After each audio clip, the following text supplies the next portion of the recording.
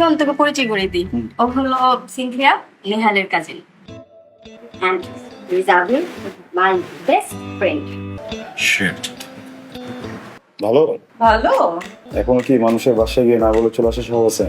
এখনো কি মেয়েদেরকে ছাদাই নিয়ে তারপর তাদের সম্পর্কে লাইট পিচিং করা সম্ভব আছে না?